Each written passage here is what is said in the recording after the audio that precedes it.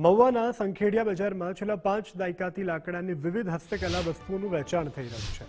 અહીં લાકડામાં કોતરણી કરી રમકડા, પાટલી, વેલણ, ખાટલા સહિતની અનેક પરંપરાગત વસ્તુઓ બનાવવામાં આવે છે।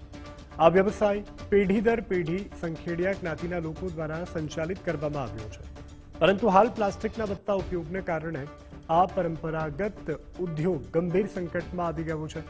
લાકડાની વસ્તુઓની માંગ ઘટતા કારીગરોને ભારે આર્થિક મુશ્કેલીનો સામનો કરવો પડી રહ્યો છે।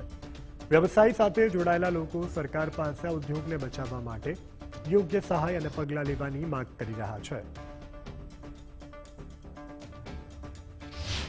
હું નાનપણથી જ આ ધંધાની અંદર સંકળાયેલો હતો અને પહેલા અમે થોડું શીખતા હતા, પછી ધીમે ધીમે અભ્યાસ પૂરો કર્યો, 12 ધોરણ સુધીનો અભ્યાસ પૂરો કરી અને પછી મેં આ ધંધો શરૂ કર્યો।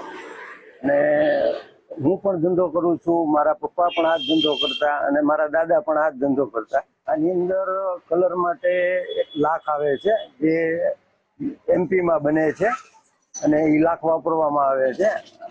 એ લાખની અંદર અમે કલર મિક્સિંગ કરી અને બનાવીએ છીએ। આ લાખના કલર આવે છે।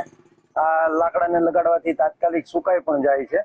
અમુક માર્કેટમાં ચાઇનાની આઈટમ, પ્લાસ્ટિકની આઈટમ બહુ આવી રહી છે।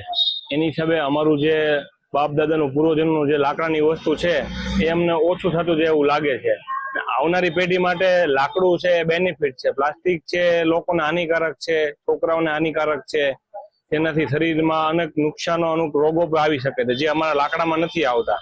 જેથી કરીને અમારી સરકારને એટલી જ માન્ય છે કે અમારી જે લાકડાની વસ્તુ છે એના માટે સપોર્ટ કરે અને પ્લાસ્ટિક વસ્તુ પર બેન મારે, ને પ્લાસ્ટિકની જરૂરિયાત હોય તો છોકરા ઓછી વાપરે અને લાકડાની વસ્તુ વધારે વાપરે, એવી અમે સરકાર માન્ય દરખાસ્ત કરીએ છીએ। મારા ઘરના મારી આટલું લાકડાની વસ્તુ મંગાવી છે, પાટલી, વેલણ અને બાળકો માટે તિથર આવે છે જે લીમડાના લાકડાના છે, એ બહુ ઉપયોગી છે અને છોકરાના પેટમાં જાય તો એ નુકસાન કરતું નથી, કારણ કે લીમડો લાકડું છે એ કડવું છે અને કડવાણી પેટમાં જાય એ જરૂરી છે।